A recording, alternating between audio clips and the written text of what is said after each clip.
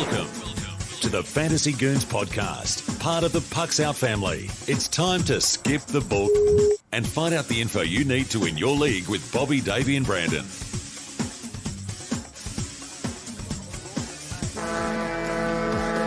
Ride or die, ride or die, ride or die, ride or die, ride or die, ride or die. Cody's brothers, my guys, know that we fly, know that they ride or die. I keep well on my side, CJ Ike, now I gotta ride or die. Welcome into the Fantasy Goons. I'm Bobby, he's Davey, he's Brandon. Hello. You can find us on Twitter at the Fantasy Goons. Now look at you the info you need to be a champ.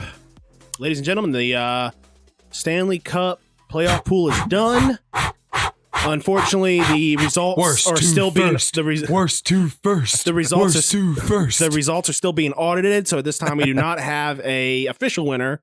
But no, Brandon won the fantasy playoff pool with an epic comeback.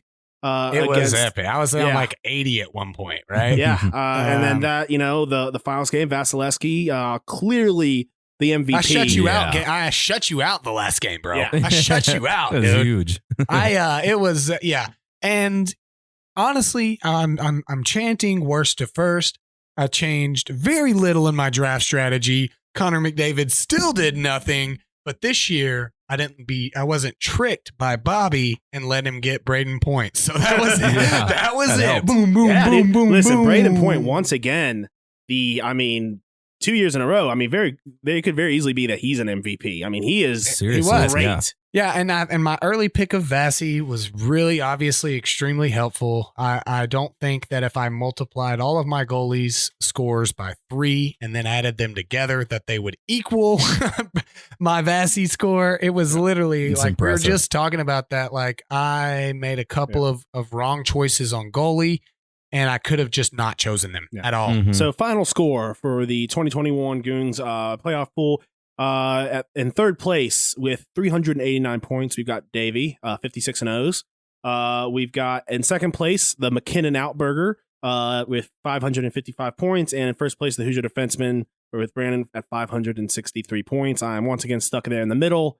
I drastically changed how I did things, and it kind of Changed nothing because you were close last year too. Yeah. It wasn't like. Now, this year was a lot closer than always last the year. bridesmaid, never the bride. This year was a lot closer than last year. Davey just had so many players in that finals that it was tough. It was going to be tough for you to ever win at that point. And talk about like the complete opposite for me this year. Like absolutely nobody in the finals. I took a bet of going against Tampa, and that was an awful decision. Like it was terrible. It But didn't pan out for you. It there, not Dave. very well. And what's funny is same draft strategy. Just was trying to stick with my gut, and my gut was incredibly wrong this time. So that happens, I guess. But very embarrassing. But next year I'm coming back. Obviously, we all have a few that like kind of effed us. Name a couple. Who's guys that you took a little higher than you thought, but you're like, okay, this is the guy. Like your mistake was your only shining light, right? Pretty much, yeah. So I accidentally picked I picked Marchand over Austin Matthews, I believe it was. That was so smart. And it was my highest scoring player. So it's like, what? Okay. Whoops. And then I did a Nicholas Backstrom 2 points, and I picked him. I don't know if it picked him super high, but I had Mitch Marner pretty high, who only got me 8 points. So that was kind of an unfortunate one. John Tavares, obviously his was injury, but Toronto was out pretty soon. He netted me a full 0 points. Tom Wilson only got me 5 points. My first couple rounds did pretty well. You were dominating. My first couple rounds of guys of Colorado and Vegas, they did great. But, my later draft guys, like Burakovsky, I wanted a deeper Colorado guy. He only got me 9 points. Kaprizov, only 9 points.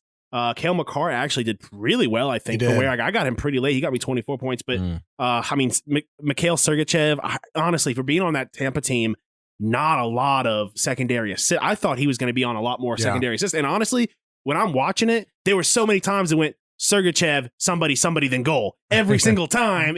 Braden Point and Steven Stamkos were like, nah, bro. We're getting these points. Honestly, for me, it was, Rossi. His name now is Rossi. Yossi really killed me. I think it was the first defenseman off the board, right? And he got me 8 points. mean, my goalie choices, I went with the wrong guy up with Leonard and Mrazek, and I got 6 points out of those two. But honestly, they did better for me than Bobrovsky did, who started every game and got me 2 points. So I'm, Tristan Jarry, whole 6 points for me. that is better than every single one of my goalie, except for UC Saros for some reason. Thank goodness for that assist that he got. Oh, he did get an assist. I got 3 points for that assist, and that is the only reason he didn't also get 6 points. Oh, I did get one assist too. I got one a goalie assist as well. Grubauer got me one. Who got you one? That would be Fleury. Okay. Honestly, Pietrangelo and Theodore were late game grabs for me. I wanted a little piece of Vegas, and I had none of their forwards. They actually started off really slow and ended up doing really good for me. They got 30 and 21. So that was the only category I beat you in, Bobby, was the goalies, or the goalie. Excuse me. You beat me in that.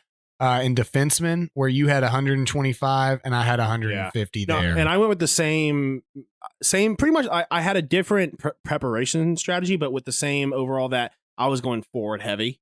And honestly, for even going forward heavy, my D-men did pretty decently just between Victor Hedman and Cale Makar.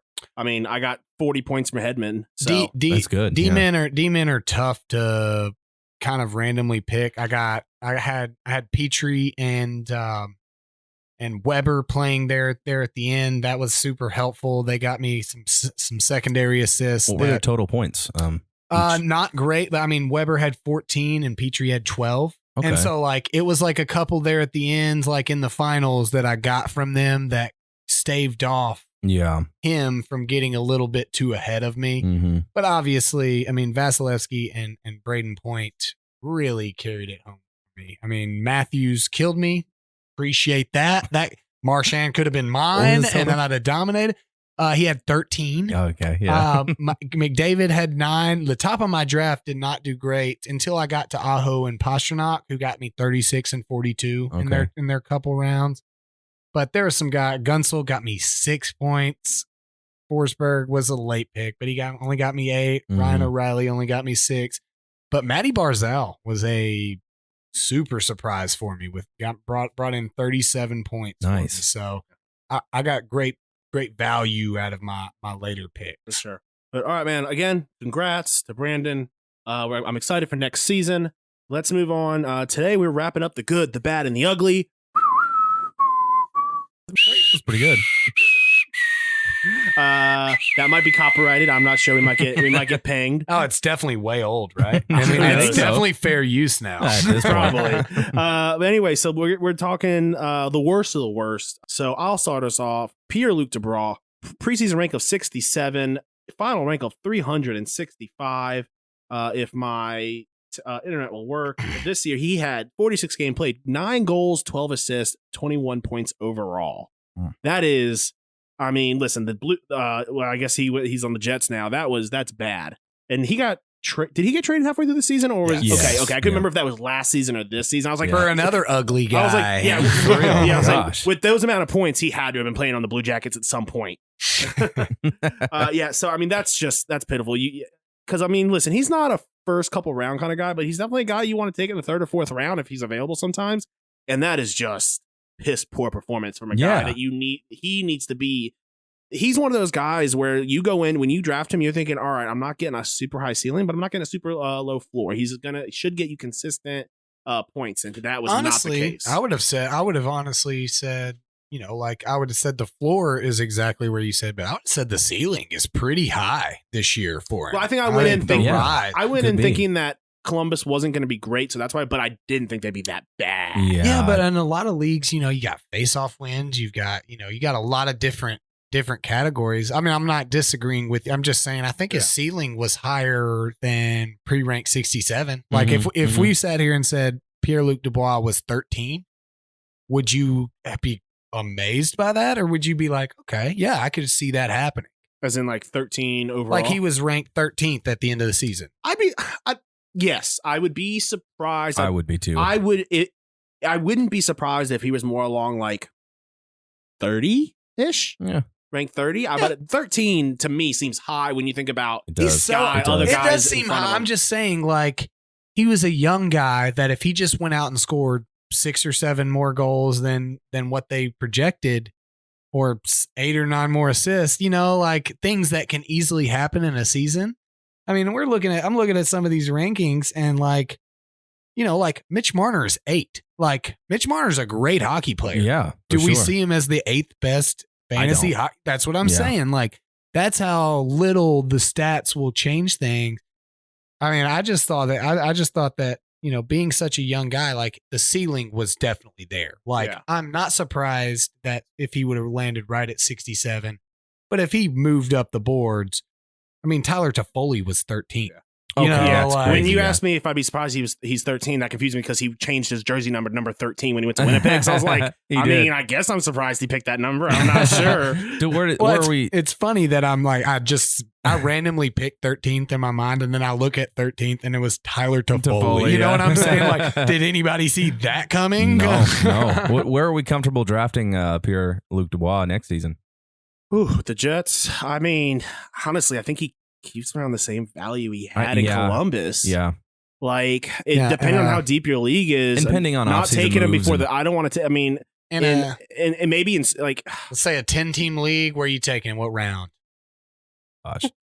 If maybe. I mean, maybe. Fifth? Okay, so you take him top 50? Depending on depends on goalie scoring. It just depends on all the factors. But so maybe fifth. not. So I mean, I'm obviously this season was ugly, but like maybe not like a long-term ugly. Maybe it was just some growing pains. There are some players that I'm willing to reach on if they have a bad season, because I think that I think a lot of people are going to say, oh, you know what, maybe his value is going to drop a little bit, so I want to get him. He's one of those guys I'm not too concerned about. Like, I'm not too concerned about his career diving. I think he's kind of keeps the same value after a bad season. Like, he's a good player, and one bad season. He's 23 years old. Yeah, and I think the Jets aren't that bad of a hockey team. Like, they're not a terrible team. They did okay in the playoffs. I mean, they went further than I thought. I mean, they won a series, didn't they? Didn't they sweep Edmonton or something? I mean, it's like, how? So, okay. I mean, good for them. Yeah. A guy who's also number 13. Now, this is a guy most people didn't draft in redraft leagues, straight up, but here's why I'm going to talk about it. Nico Hischier.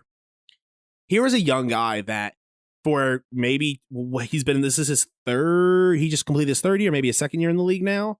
So his first year was 17-18. This is a guy that we were told was one of the future stars of this league, and he looked good his first season.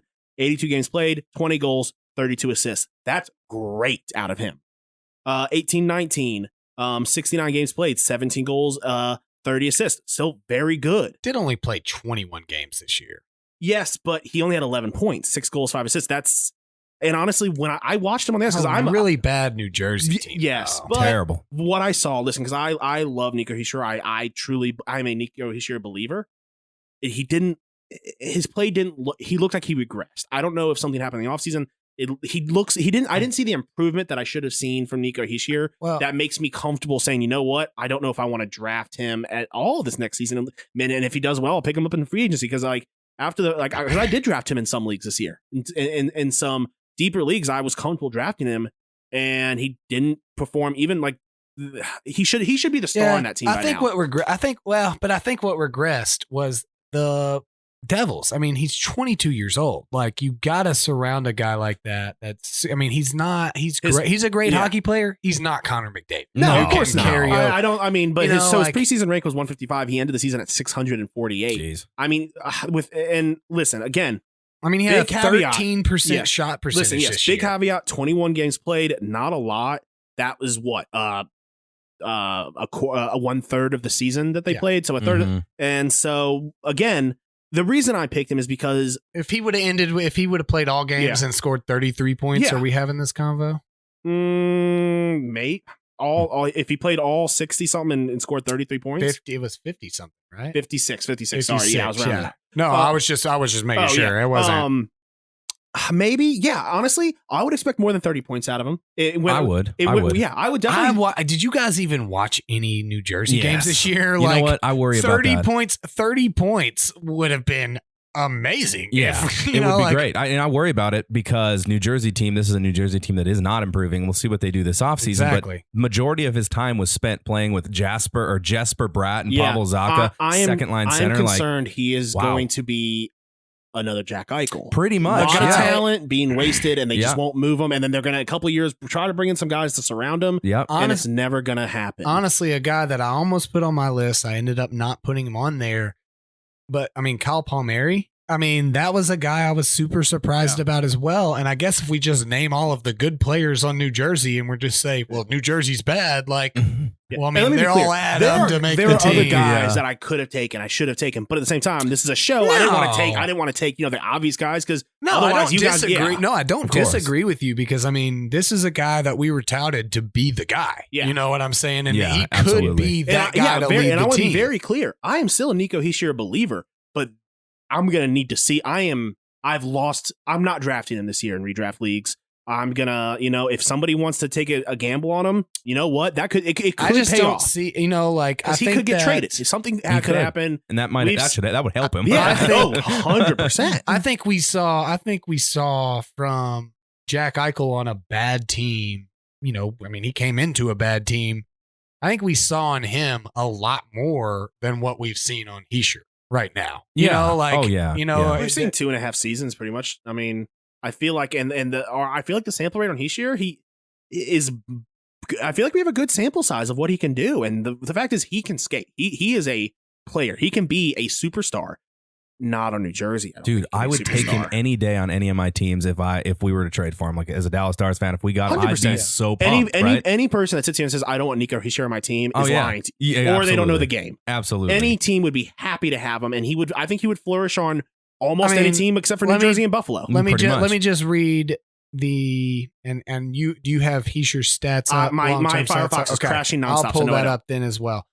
So we had 82 games, 52 points on Hischier's first season. 69-47, 58-36, and then 21-11. Well, Jack Eichel's first, how many seasons that for? We'll just do the first three to make it fair. 81, 56, 61, 57, 67, 64, 77, 82, 68. Now, that's that point where you kind of start. This is a make or break year for him. I agree Yeah. that this is the year. Honestly, this is the year that you're gonna take that shot in the last round and he's still there. This is the year to do it. And I You know, guess year what I'm saying 4. is that there are a lot of people who are going to try, because of the name value, that they're going to try and take him a little bit sooner. Listen, if he's available in the last round of I my think- draft, I'll take him. Take a I risk. think I always use the last, unless it's a weird situation where like it's super competitive and I need someone if that last round is, to me, is a lot of times a throwaway. I'll gamble on somebody in the last round. Yeah. Honestly, I think that you're gonna be surprised. I think his name value has, when you're first round, first overall, and you don't show everybody what they. I mean, this is a type of sport where you see what they did. What'd you do for me lately? Yeah. Mm-hmm. And they're gonna go and they're not gonna look at 21's games played. They're gonna look at 11 points and they're gonna Yeah. say, "It's had 3 years in the league. Why am I gonna draft this guy?" I think you're gonna get some surprising value from him. So I think he was very ugly this year, and I Mhm. agree with your choice. Yeah. I don't think I'd throw him. And I out want to be the- clear out that the window. it's not really his stats. Stats are really the only thing that I can, on a show, bring forward. But what was ugly was my confidence in him. That's what's the ugliest thing. I think a lot of people's confidence in him has dumped. But it's Yeah. not. But it's his not hair, though, Oh yeah, and his stellar. those I mean, eyebrows, dude, they're- I mean, that should be worth some points right there. I Right, mean, I Elvis know. Merzlikins gets points for name. He gets so. I mean, we really Agreed. should just have a vanity hockey draft. Yeah, for real. We should. Hey, he's gonna have a better season next year. I think he's turning it around. No, I think he it's- will. I'm going to be hesitant though. I'm not. I don't want to put a lot of draft capital into him because at the same No. time, Agreed. it's still the Devils. Yeah, exactly. Like, I mean, if you're drafting him, you have to hope that he mature. Maybe he puts on some weight and some muscle, and he now becomes that superstar on a bad team who just, you know what, he's out there skating. And Power he's in, or he gets traded. Maybe he winds up on the Capitals or I something. don't think that he'll get traded. I Is don't the think so either. unfortunate Yeah. part. Unfortunately. No, I completely agree. I mean, we've told folks that are listening time and time again, you can be the greatest hockey player ever, but it's always better to have the secondary guy on a good team than it is to Yeah. have the primary on a bad team. Yeah. That's the truth. All right, Davey, what do you got? Well, I'm going to kick things off with Jonathan Taves, 96 preseason and 1,696. I was just Dude couldn't even get on the ice. I literally before the main show, I looked at him and I was like, I just want to confirm, Taves did not play this season, right? He did He's not ranked play. like 2,000. Yeah. No, I'm just kidding. No, I actually have Patrick Laine, who probably I think is possibly the ugliest player in the league, look wise. Vanity draft, he would never get drafted. Never. Hey, you guys. But not only is he the ugliest player, it Want to looks go play wise, some Fortnite? but I think he also had the ugliest season, like one of the ugliest seasons. It if really not the was. ugliest Yeah. It was seasons. literally the best choice on this list. Yeah. And if you hadn't like taken it, tried and take it last You week, pre-took it last week. yeah. strategy. I'm kidding. No. And so he had a preseason rank of 21, and he finished with 407. This is also the first time missing the 28 plus goal mark since his rookie season in 2016-17. So that is crazy. He scored like 28 goals in like one game. Yeah, you remember that? Past You season. remember that? Yeah, like, Yeah, he had like back-to-back 6 goal Like, games yeah. or whatever it was. Yeah, so he had 12 goals and 12 assists this season. I mean, and this could simply be that he that wasn't. sounds better than what I thought it was going to be, if we're being honest. I'm pretty I sure know. Taylor Hall had more goals in just the playoffs. Yeah, than probably, probably. But I mean, this could be, maybe he didn't fit with John Tortorella's system. Nobody I mean, fits with John if Tortorella's nobody system. does. I mean, he was benched several times during the season. I mean, Matt I don't Duchene know. did. I don't know what the hell happened to Patrick Laine, you guys, but man, it's too bad because he's a great hockey player and he just Is he he just- though? We I- talked is he about anymore? it. He is a great hockey I think player. he is. Yeah, We talked about it. It's That's why I said anymore. Like, well, I mean, I'd say that he's still a great hockey player. I think that his problem is, and I think we talked about it when it happened, and we, discussed whether or not it's him as a person. Dude. Yeah. He is not he's been the best at every level that he's ever played in hockey, and he's just been able to do it no problem, playing video games all night, not worried about it. And I don't know his actual work ethic, but just from the outside looking in, we said, well, maybe it was Torts. And then he gets this shot at Winnipeg. Maybe it was Torts. Yeah, I'm mixing Dubois. yeah, But yeah, I mean, maybe it was the system he's in. He said he didn't like the, coaching, and then he gets another opportunity, and yeah, because we Dud. both said that. I said, and you might agree with me that I think this was going to be great for both players. It ended up being We horrible did. for both It's players. terrible for both. Like they were players. both bad, and then They're somehow both it on- got worse. They're both on the ugly list. You guys, what the heck? How Yeah. does that happen? two I don't know. I don't guys get it. that 3 years ago we were all foaming out the mouth Absolutely. to draft. Absolutely. And they're both here.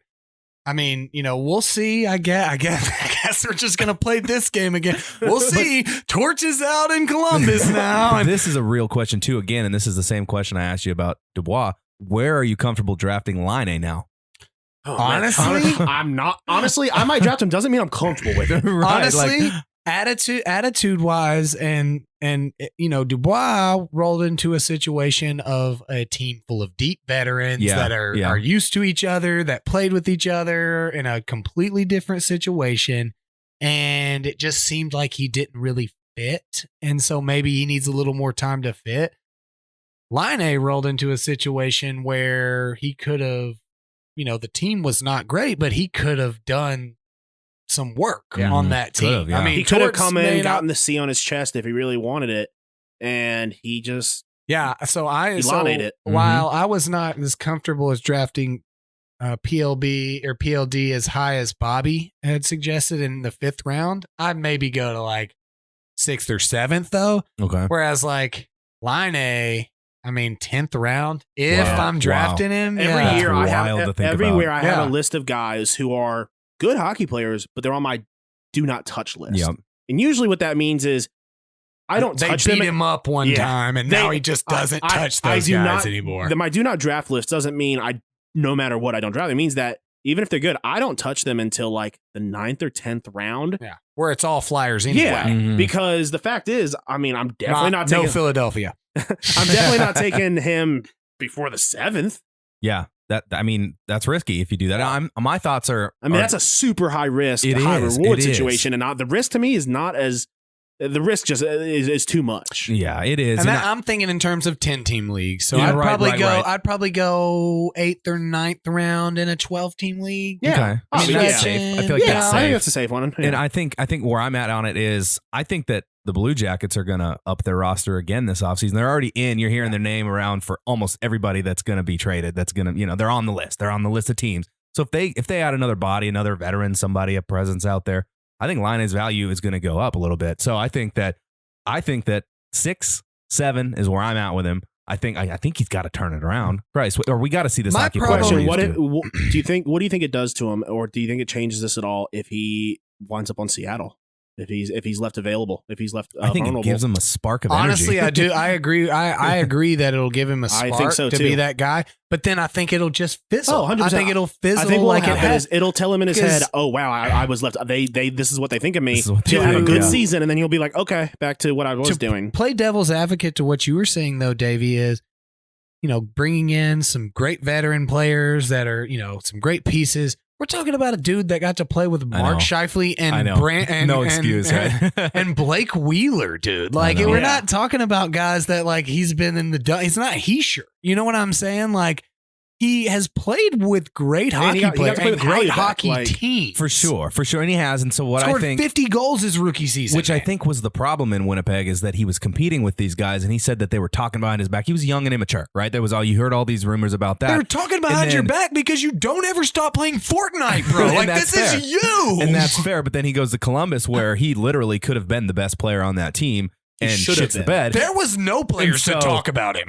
Laine might think now, God, I had it good in Winnipeg now. You know what I'm saying? So now he might take this next step and be like, okay, I'm going to sit. I'm going to focus on my game. I'm actually going to start playing good hockey, and I'm actually going to take advantage of the veterans around me. I hope I honestly hope he does, because that season that we got to watch, the first game of the season where Matthews got played and scored 4 goals. Yeah. And then Laine played afterward and scored 4 goals. Like that was fun. Not that Matthews haven't done great, but like Laine was fun to watch. Really and like was. it's really sad to not see him be that. Even though I'm not a huge fan of his personally, for the sport of hockey, it was fun to watch him play hockey.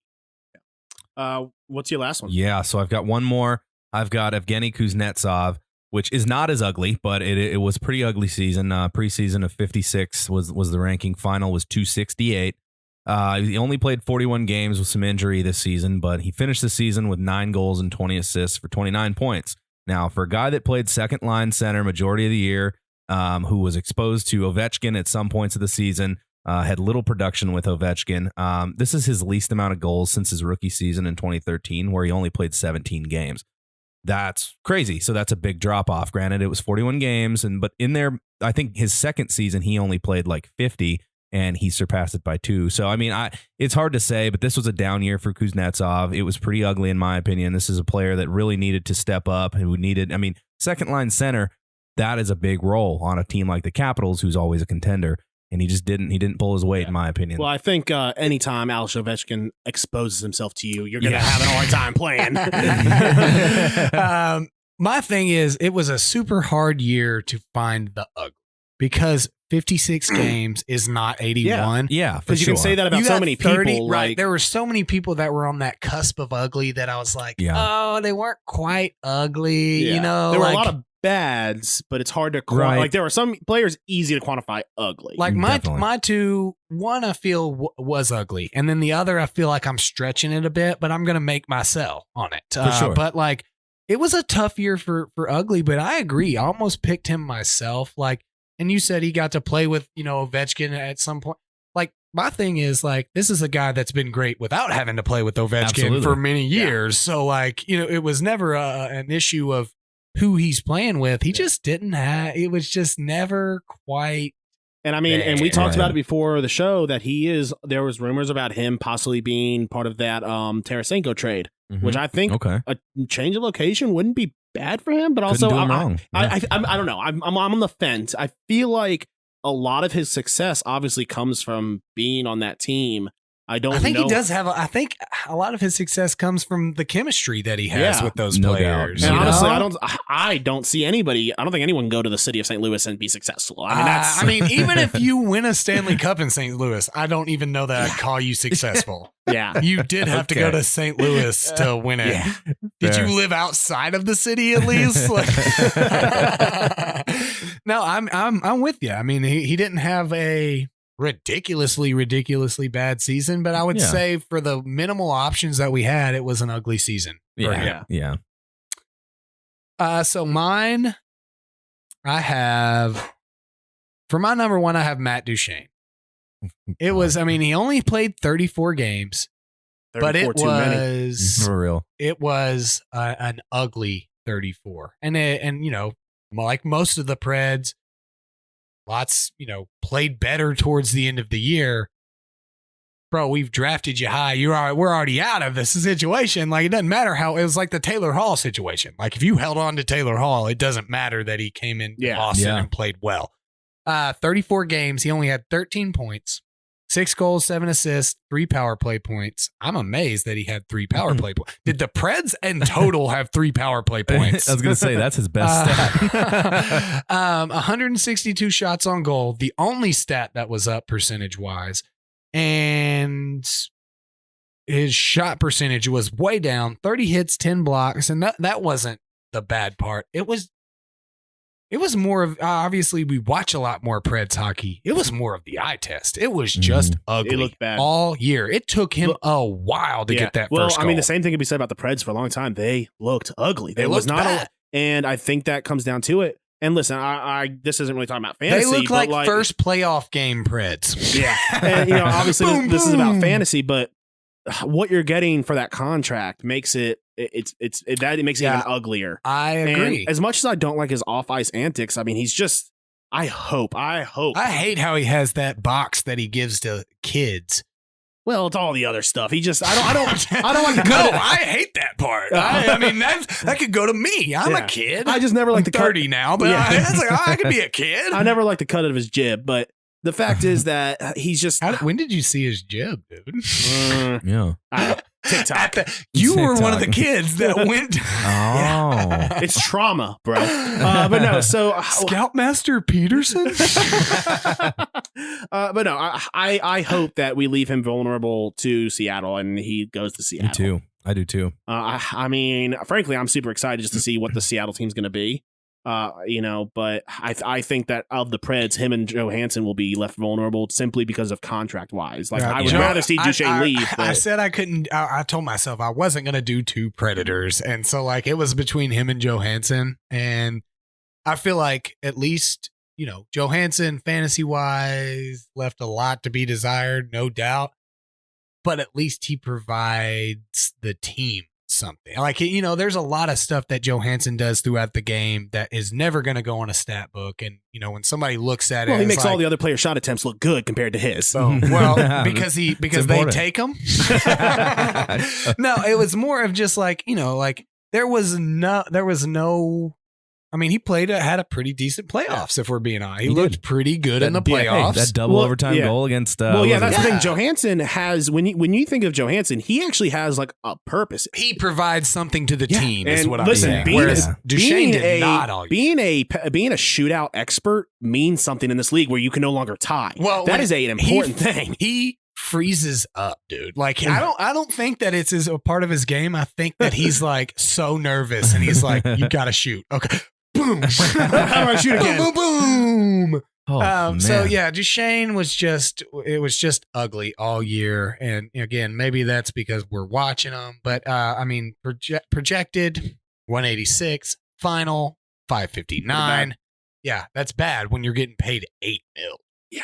Like, pay me $1 million and I'll get you comparable stats to this. You Plus know, or minus like 20 goals, Yeah, maybe. yeah. gets hit 30 times. Yeah. You know, like, At a minimum That's per game, comparable. you're giving them the amount of hits. like, honestly, I'll get 10 blocks, but mostly because they just want to see me go down. You know what I'm saying? They're like, watch this, dude. Boom.